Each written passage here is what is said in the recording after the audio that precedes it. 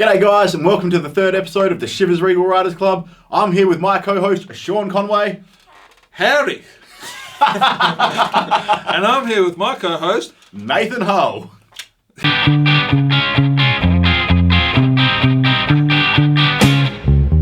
could have been on my way home tonight. I could have avoided the drinks and avoided the fights, but then it all just plays on over in my mind. What happens when I am not there? Are the stories all true? And if I'm not there, does it go on? This world go on for you? I'm self-absorbed, but it ain't hurting me one bit. I'm self-absorbed, so I'll put up with my shit, and I won't lose my mind. Not now, just have another drink. I'm self-absorbed.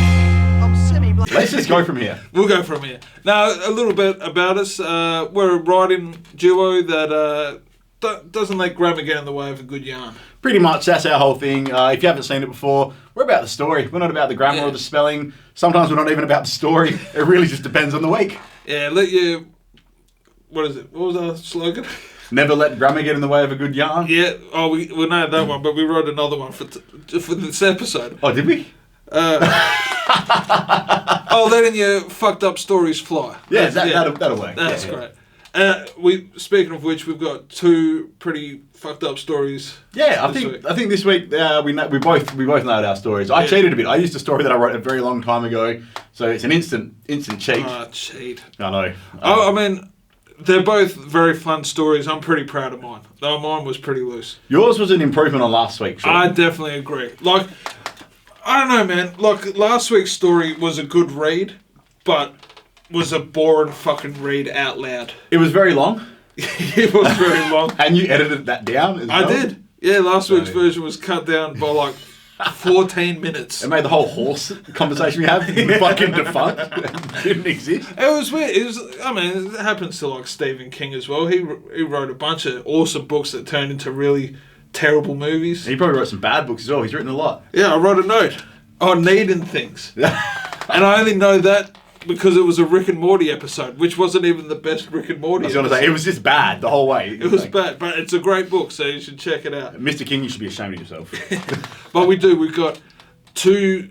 I'm pretty proud of my story, and I dig your story. So we've got two awesome stories this week, and probably the two most fucked up pieces of art for those stories. And after last week, that's saying something. Oh, you're going to enjoy the art. But before we get into that, I'm going first because this is my redemption episode. And so my story is called The Sewing Saint. It was a calendar anomaly that Susan had never experienced. Two of the biggest holidays in Susan's diary converging on a Friday and Saturday night to form a magical weekend of debauchery. National Sewing Machine Day and National Bourbon Day. A pair of holidays that mean very little to the regular Tom, Dick and Harry, but for Susan, who was a member of the local sewing group, it was a very big deal. Despite their wholesome name, the Sewing Saints are notorious amongst the sewing fraternity. For two reasons. First, for agreeing to sew the patches for the most diabolical bikie gang in the country, the Diablos. And two, for when Abby McMillan stabbed a member of a rival sewing group and served 4 years in the state penitentiary, garnering the nickname Stabby Abby. Every year the rival groups would meet up for their annual get-together, and this year it was the Sewing Saints' turn to organise the shindig. The party took 12 months of planning, and the event was to be held at the Diablos Clubhouse, with music by DJ Wizdick, and would have so much alcohol, cocaine and prostitutes, it would put the local police Christmas party to shame. The party was going off without a hitch. The ladies were drinking, dancing, and sneaking off to any free room with their younger male counterparts. Even Stabby Abby was cutting lines for the lady she stabbed 4 years earlier. After an hour of decadence, the bikie prospect shitsticks ran through the door to warn the women of the impending danger that was approaching. But before he could, he was shot dead by a Mexican cartel member. As the cartel member walked triumphantly through the clubhouse, he was somewhat surprised by the lack of bikie members and the overwhelming number of old ladies. But before he could wrap his head around this conundrum, He collapsed to the ground with a broken bottle in his throat and Stabby Abby standing over his lifeless corpse. A drug war between the Diablos and the Mexican cartels had been brewing for years, and the Sewing Saints were in the eye of the storm. Susan led the charge alongside Stabby Abby, arming every woman and prostitute, and demanded they hold the line. With cocaine running through their veins, these once geriatrics fired round after round into the wave of cartel foot soldiers charging the bikie clubhouse. These old Danes fired on the cartels, but it was no use. For every member they shot, 2 more would appear. They fired so ferociously that if they continued, they would run out of ammunition before the end of the next Whiz-Dick song. Susan knew that there was only one way to win this battle, and that was to plant a bomb in the path of the charging cartel. As she collected the explosives needed for this suicide mission, she was stopped at the exit by Stabby Abby, who stared into her eyes with bloodlust and said, "You're not going without me," before doing a bump of coke off her clenched fist and running into the wilderness. The clubhouse was eerily quiet. The music had stopped, the ammunition had run out, and the only thing you could hear is the gurning of the old-timers' jaws. Kaboom! A giant orange light illuminated the midnight darkness, followed by the sound of blood and guts raining down on the clubhouse that caused an air of excitement amongst the people in the room. That excitement had quickly turned to mourning as they realised that their survival had cost the Sewing Saints their 2 greatest assets. The room collectively dropped their heads in despair for the loss of Susan and Stabby Abby. "What are all you sluts moping around for?" a blood-soaked Stabby Abby screamed, walking arm in arm with Susan to the thunderous roar of the coke-filled seniors. Susan sat at the bar feeling content, sipping on her first bourbon on National Bourbon Day, watching on as the old biddies danced and snorted lines. She smiled because she knew the Sewing Saints had put on the best damn National Sewing Machine party ever. What do you think of the story? Sure. I need validation. A bit of For validation. last week, I need a good review. Well, I'm not going to lie to you. Last week I lied and said I liked your story. Did you like reading? I like reading it. Yeah, I like reading it. It was actually a good story. But I bored myself reading it to you guys. this week I really liked your story, Sean. It was fucking ridiculous. It pretty much was a B movie from the 1980s. Like, it's something that Sylvester Stallone or someone could have starred in the very beginning of their career. I was thinking more Betty White. Yeah, I'm not sure how many action films she done. Oh no, but Sylvester Stallone did that one action movie, Stop or My Mum Will Shoot. Oh, is that an action or a comedy? Yeah, of course it was Comedy action. Yeah, Comedy action. Yeah. Probably just behind Rocky as the greatest Sylvester Stallone movie of all time. And if you filmed this, this would have been a Keen 3. It would have been his third best film. Yeah, fuck yeah. Yeah, for sure, definitely. That's all my story lacked. It was a bit. I mean, it had old ladies taking drugs and being horribly violent. It was great. I don't know. What else do you say about that? I've never seen old ladies do coke, but I reckon it'd be funny. You haven't lived. I know. I think old people just keep that shit to themselves. Yeah, you'd think so most of the time, but man, a lot of times I've been in a room and the oldies and quick. Yeah, well, that's why they always walk around with a hanky. Exactly. So be careful of your nan and your grandpa. For all you know, they're off their fucking tits right now. But I did like that story because we're in a lot of Facebook writing groups, and a lady posted. She wrote a Christmas story. It's called like the Christmas Elephant. It's not that. I'll put the actual book here, just not to disrespect it. But I was like, I love holiday stories. Yep. But it's June 13th. And she's putting out a holiday story. No, there's no holidays. Oh, okay. Like, I couldn't write a Halloween story. Oh, I get you. Because what's that? That's still a few months away. So you're trying to tell me that National Sewing Day and National Bourbon Day aren't true? They're not real. Yeah, no, they are. They are really? I googled holidays on June 13th, and it was National Bourbon Day and National Sewing Machine Day. That's about as deep with So that was the starting research point. as we could ever go. And then I was like, how... Well, sewing machines, you obviously think of older people who are into sewing machines. Yeah, and cocaine. And young people, but my demographic was for the older audience. You were aiming at the elderly for this story. Yeah. We do have heaps, thousands of elderly viewers, I'm sure. Yeah, they get their young grandchildren to log them in. They masquerade as them on Facebook. Put me onto the Simmons Regal Riders Club. I need to listen to the cocaine stories. Oh, shit. That was a bad impression of an old person. It was going somewhere I didn't want it to go. But it was, so I wanted to write a holiday story. And that's what came out. Yeah, like I knew that the story was celebrating National Sewing Machine. Oh, and fun little tidbit. The sewing machine was invented by Thomas Saint. Oh, Sewing Saints. Yeah. Oh, man. There you go. I learned stuff on this podcast. Deep into this story, man. So you actually did research for your story, and that's I don't know if that's allowed. I think you might be... Yeah, I mean, there's a lot of subconscious hidden violence in there.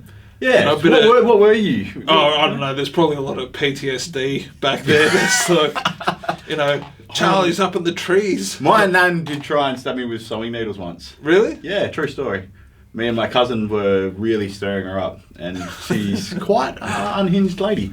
Yeah. So there you go. Oh wait, so you triggered by my story? Is that what you're trying to tell me? No, it gave me a warm, fuzzy feeling of... Oh, I thought you were going to try to cancel me on our own podcast. No, usually when terrible things happen to me, they remind me of my childhood, and didn't you even consider my feelings? But yeah, subconsciously, fuck. I don't know, I guess I just love holiday stories, and this was as good as it got at June 13th. And it doesn't get enough respect, the National Sewing Machine Day holiday. Well, I think from now on, each June 13th, we will write a sewing story. We have to. We have to really get this tradition fucking up and banging, hey. Fair enough. I think I did my story justice on this one. Yeah, definitely. So. I agree. And again, we got a little bit more experimental with our filming. Oh, yeah, man. So hopefully you enjoyed that. Well, mine was pretty, I don't know, improv-y, but yours is very experimental, and you can watch it right now. Watch it right now? Let's do it. Oh, let's introduce it. This is Hide and Seek. This is Hide and Seek by Nathan Hull. Contrary to popular belief, the fun and games began when I lost my eye. Both eyes, to be exact. I'm still not sure how it happened. I was sitting at home bored, attempting to do my taxes, when all of a sudden, darkness took over. And at the exact same time, I heard two dull slaps as my peepers hit the floor and rolled off to who knows where. At first I was shocked and slightly worried. Life could possibly become a touch hard without vision. I panicked, flailing around my kitchen, smashing and crashing into anything in my proximity before I tripped on a rogue jam jar and hit the ground hard. I was down for some time, contemplating my options, when it struck me, this was the greatest thing to ever happen. In my youth, I was a champion hide-and-seek player. I spent those years travelling from town to town, seeking out hidden children to the rapturous applause from those communities' slack-jawed populations. Life had been great. That is until I turned 14, and all of a sudden, I was forced into retirement. A large man-child with unkempt strands of facial hair and increasingly bad body odour was not who parents wanted hunting their children out of hidey holes, no matter how much of a genius I was at the fine art of hide-and-seek. It had been a cruel blow, one I never recovered from. I spent my teenage years homeschooled with no friends and little communication with the real world. My parents never forgave me for becoming a teenager and ruining all of our lucrative sportswear contracts, and therefore cutting off our family's main source of income. As I grew, I stayed introverted. I was ashamed when people brought up my past. They would hide under tables in pubs and restaurants, laughing at me, sadly pointing out their friends. I had no purpose, no real reason to exist. I was just floating through life aimlessly. But now I had a reason to exist. The greatest game of hide and seek ever. A blind, depressed 35-year-old versus missing eyes. It was an epic match. It went on for days. I ran into walls, I crawled along the floor, I rolled and flipped and fell and sniffed and listened, employing every visionless technique I knew during the search. Eventually, almost defeated from dehydration and hunger, I swiped out and like 2 delicious dust-covered balls of bubblegum, my eyes were back in my hands. I slowly put them in their respective sockets. I took in all I could see. I smiled. Life was beautiful. I took a drink. I ate a ham sandwich and had a well-deserved rest. Then I took a spoon, popped each eye out, and threw them in opposing directions. It was game on again. A life worth living again. So what do you reckon, Sean? Hated it. No, I loved it, man. I always love your stories because it's, I don't know, I've been in like a Twilight Zone sort of thing, and your stories always have the story, and then there's that bit at the end, that the little twist. The twist, but it's also like wraps it all together like a nice little present, you know. Nice little package. Yeah,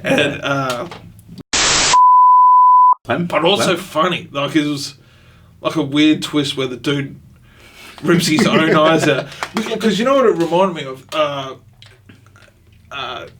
People that go into solitary confinement, in pitch black rooms, they use buttons they flick them out and they try to find them just so they don't go insane. Themselves. Yeah. Yeah, and this is a man, I suppose, he's just very depressed in his life by this stage, and it took something quite extreme out of nowhere, but it gave him purpose, you know, it gave him a reason to live again. I liked it, but it also felt like another dig at me, even though you wrote it 37 years ago. I wrote it about 6 months ago. Yeah.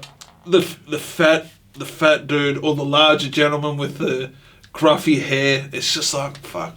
Depressed. Of all the stories you've written in the past, you seem to pick out ones that like just seem like a personal attack on like the subconscious level and on the conscious level.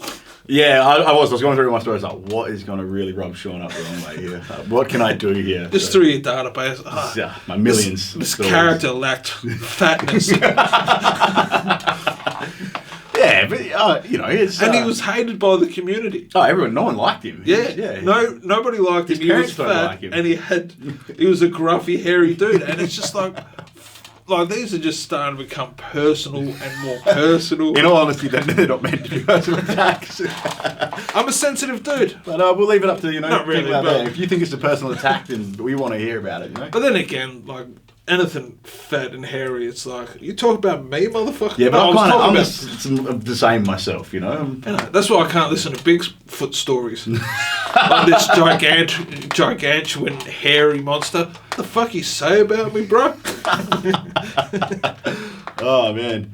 Yeah, no, I don't know. It's just one of those stories, like, you know, sometimes you need something fucked up in your life to re-trigger you and fire you off, and that was it. I need it. Like, with my story, and like, because your story last week was awesome mascots, but I think this week we nailed the stories. I think both of the stories we nailed, and you agree, I assume. We hope.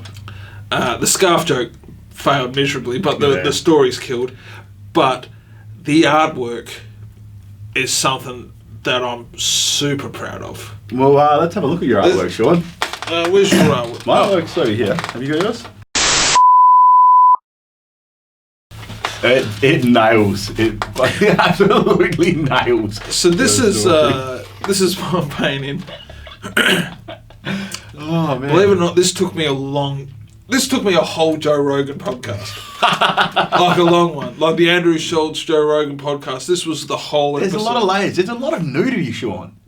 Yeah, it needed it. Yeah, I don't know. Did the old ladies ever get their boobs out in your story? No, but that is a giant dick, man, proportionally on that guy. Well, if you're going to get male prostitutes, you don't want like... Very true. You don't want like... average Joe. Yeah, you don't want like mini tinnies. I don't know if penis has been described as a mini tinny, but also I got her tits out for the boys, but I fucked up her face, and like to try to divert attention away from her fucked up face, I fixed it with boobies. Some boobs. I mean, it's fair. It's all equal. There's nudity women, nudity men. It's kind of graphic and rank and horrible, and it's also very fitting to your... Yeah, but it's got a lot of layers. It has a lot of layers. Your cocaine looks a bit like your bacon, by the way. Yeah, that's a review that I got plenty of time. Yep. Lined up shot glasses. I've also even got lights up the top. The the least intimidating bikie logo on the walls. I thought they were teeth. I thought it was a throwback to your models being maybe. removed. Oh, that's a subconscious decision. Yeah, subconscious they're teeth. No, they're devil horns, and they're like okay. happy about it. They look like unwell Chicago Bulls mascot. Like a year one straw. Yeah. I also gave the dude a big dick. Yes, we mentioned with a baby head. There's a lot of fucked up things in this drawing. But yeah, the old lady next to him looks incredibly innocent. Yeah, but she's loving it though. She's up dancing about and it's, And then I got a whiz dick down the back. Great name for DJ, by the way. There should be more DJ whiz dicks in the world. No, C, because it's cool. Yeah, yeah. Yeah, we don't want to be crass. Yeah. You know. And then these are 2 dead bodies in pools of blood, and I need a new red pen. Yes, yeah. So again, if any pen sponsors out there, I made the old lady's eyes red because she's like just fucking. Well, she's a psychopath. No, she's just off her tits on coke. Oh, okay. So pupils, she's so off her face on coke, her pupils turned red. It also looks like she's got a thermometer in her hand. It's actually a gun. It's a gun. Okay. Yeah, it was hard to see if that was a ruler or a thermometer. Yeah. No, great gun. So, yeah, it's a gun. I had. It was a lot of mistakes at the start. Yep. And then I just had to keep fixing it. And in its. I think that's enough. Though. Your picture's starting to sicken me, to be honest. So. Well, it's revenge for your fucking artwork last week, man. That shit's still giving me nightmares. Well, speaking of. Yeah, let's have a little look at. Fucking. I actually bought a drawing pad this week. I'm getting prepared. So there you go, Sean. What do you reckon of that one, man? That's fucking really good. Oh, fuck! That's so creepy. Well, how else do you draw a man crawling along the floor searching for his missing eye? So it has to come out a bit creepy. Yeah, that sums up yours. And it has you've nailed the face. It reminds me a lot of Caroline, the Tim Burton stop motion thing where they sewed buttons to their eyes. They went. No, I'm not saying, but I'll take your word for it. Anything horrific with no eyes.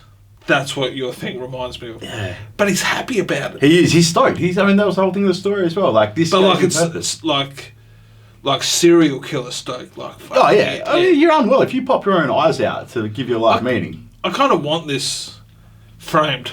Yeah. Not at my house. Someone else's house. But I would like to come and see it every once in a while. Just come and have a little look every now and then. And he's got no feet. No, he's just... they're into the darkness. Yeah. So it's like a light effect. To be honest with you, I just fucked up there and just kind of scribbled for a while, which I do. And he's got his hide and seek world champ 87 shirt on, which I suppose would mean... Good year.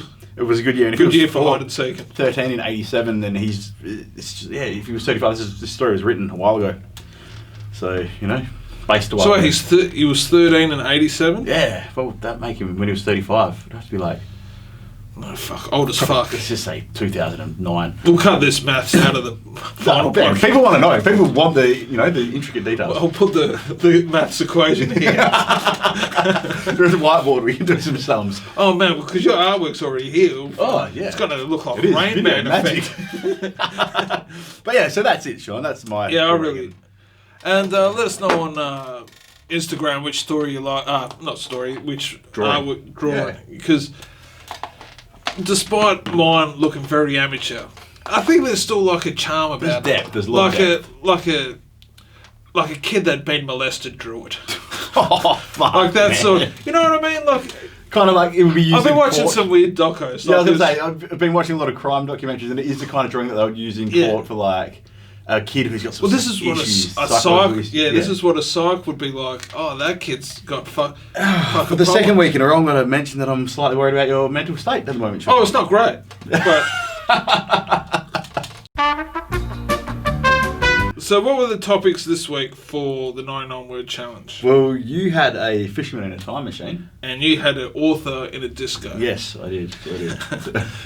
Alright, so I'm actually really proud. But it's not. It's also not going to help your thoughts of my mental health.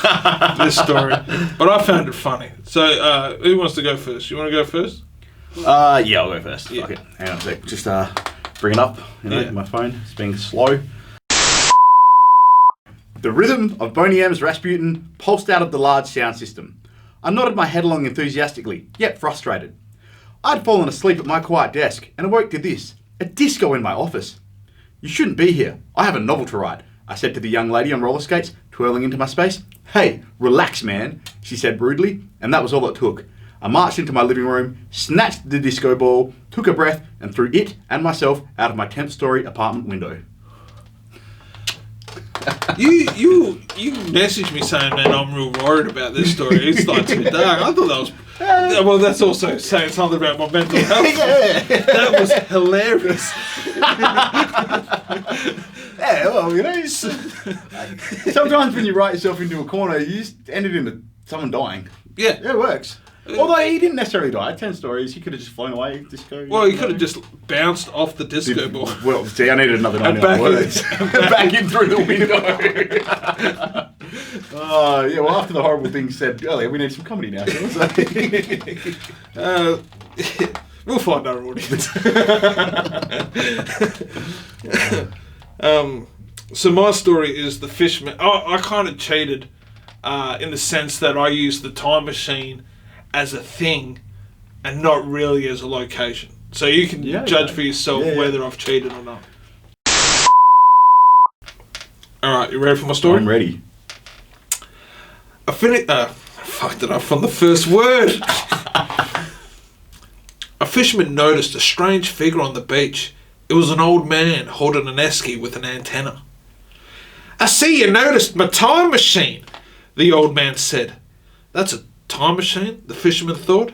I'm going back in time to kill Jesus, said the old man. But as he opened the esky, Jesus appeared through his own time machine and shot the old man with a laser from his penis.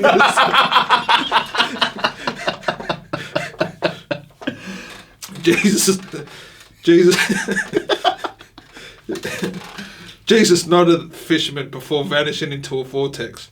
The fisherman never spoke of this event, but he did go back in time and kill Hitler. Oh, well, that ends well, I suppose. Yeah, why not? Yeah. There will be extra content where you'll see the 99 word stories we got sent in. Yeah, we got overwhelmed with got awesome stories this week. So keep an eye out for the extra content. But we're not at that stage yet, so let's bloody do this. Yeah. Oh, shit.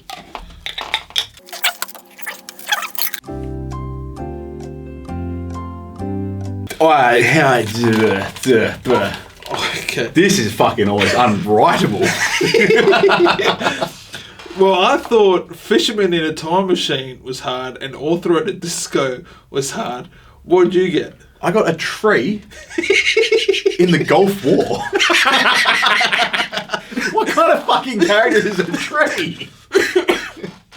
You fucked me over, man. Are they both red or one's red? No, one's red, one's blue. This is just your bloody... This is your doing, man. Well, I got a penguin. You were good. In jail. So many avenues you can go with there, man. Definitely. God. So make sure to send in your own stories for penguin in a jail and tree in the Gulf War. If you get anything decent with tree in Gulf War, I'll be stoked. So. And thanks again, guys. We did it back to front, but we've said goodbye. We love you, and we hope to see you guys next week. I'm Sean Conway. I'm Nathan Hull. Catch you later. Okay, guys, just a quick one. Just remember to check out all of our social media channels. We got Instagram, we got Facebook, we got Patreon, Twitter, Tumblr, and YouTube. There you go.